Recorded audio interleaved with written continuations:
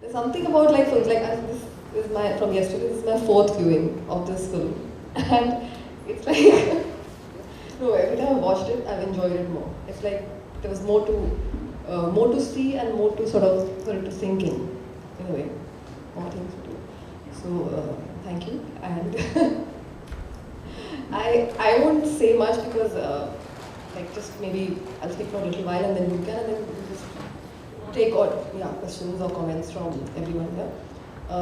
Just something that really like touches me every time I see this film is this thing, the domain and the sort of world of desire and dreams and the shock, and where the roads are being divided. So there is a Film City road and the road that goes to the station and to the workplace, and which is fulfilling certain needs, other kind of needs. And then you, through the course of the film, realize that the domain of desire and dream is also the need, in a way. So I found that very interesting and very moving, and especially with Samla, how it just, how she says it in almost like philosophical way, like it was very nice. And I just loved that the filming, the song that comes. No, and I just have like comments, but I'm just curious that in terms like formally, because that's a very interesting sort of trope to slip into, and the whole narrative of like the letter style, and then suddenly the letter opens out into this, enters the world of cinema in a way almost, and then you move out so easily. So if you want, like, do you want to say, just speak a little bit? Is that this is a commissioned film.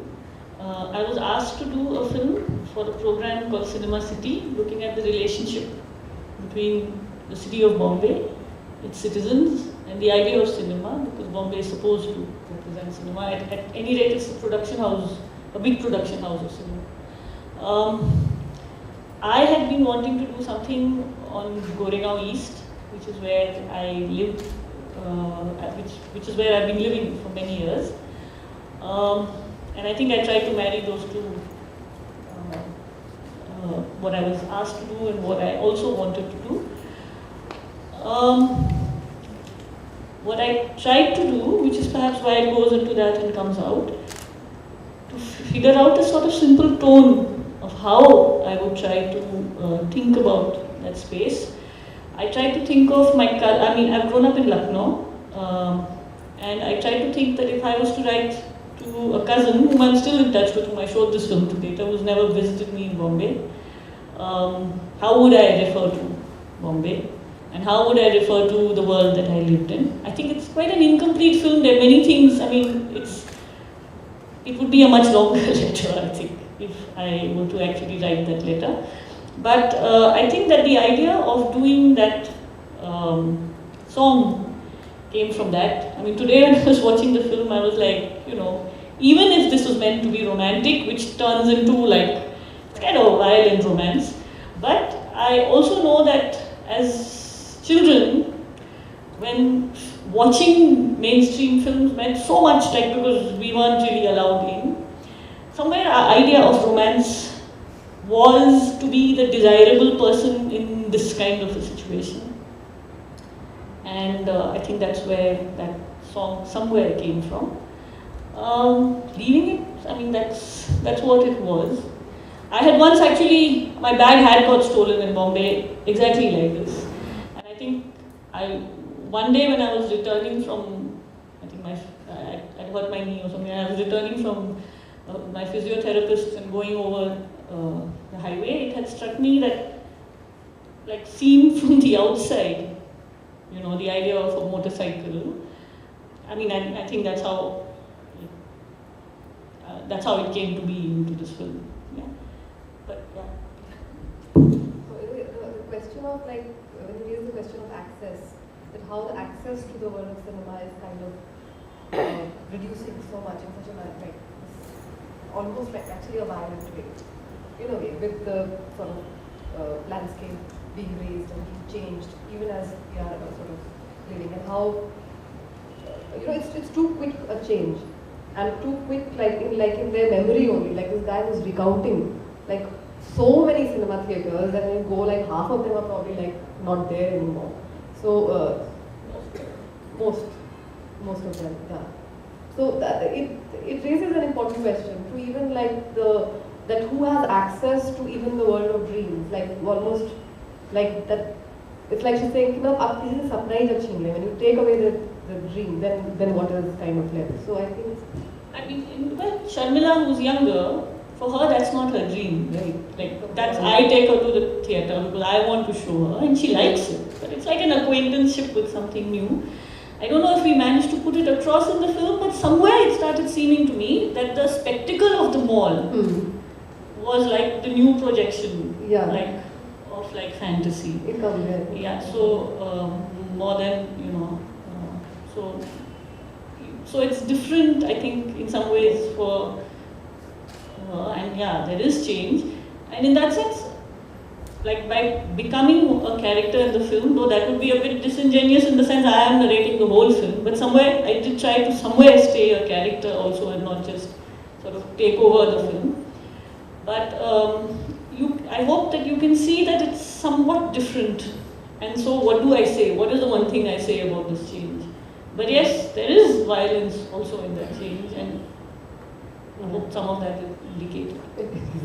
There is a complexity in your world inside the film, which is very deftly and lightly handled. So I really liked it. I just feel that maybe sometimes I've never worked in. I mean, I have worked in a longer form as a collaborator, and I don't think that form. I find it difficult to handle. Whereas I think this compression maybe forces some of this. Yeah, because it's like some things. It's like everything is not stated. That's the really nice part. Because you see so many like women going to work. It's not like nothing is said, but you see this kind of like industry of like an industrial city, of which the cinema industry is also a part, engaged in whatever kinds of works, whatever, and then how that is kind of changing. So women commuting to work. I mean, very nicely. My crew is not here, but I think that there were 4 of us and one young student who was interning with us. So I think Lalit, the camera person, who you see, I think everyone's lived in Bombay. Everyone's lived in Bombay suburbs, and I think somewhere all that added to the visual detailing, I think, of the film. And Sharmila, I mean, it's true, Sharmila actually called us up and said they're going to break the theatre. So we hadn't planned to put that in the film. And once that material was there, I was really scared, like which part of the film should it go to. And I think my editor really helped. I think he put it at what is traditionally called the golden point. So how long did you shoot this film over? We shot it over a short period. 8 days, I think. 8 days, and but yes, the demolition was a coincidence, but the demolition happened before we shot. Meaning we planned this film, and we were, and the planning took very long. The shooting itself did not take that long. I mean, we had a fixed number of days. Mukul would know, I think it was 7-8 days, I think. And but the demolition was really. I mean, and she called up and she said. She said it like because she figured that I was interested. And that's when I learned one more thing about documentary, which I have quite not much experience of, that the people whom you're working with are also trying to figure out what you're trying to get at, and they're trying to contribute to it, So it's not like they're collaborators in a strange sort of way. So, she kind of figured that this would be of interest to us. I had a question. While editing the film, was it the criteria that you followed? I mean, how did you come? Was there a consensus among your team? What is it that you looked at? By the time you shrunk it to 15 minutes, which is amazing. So many ideas.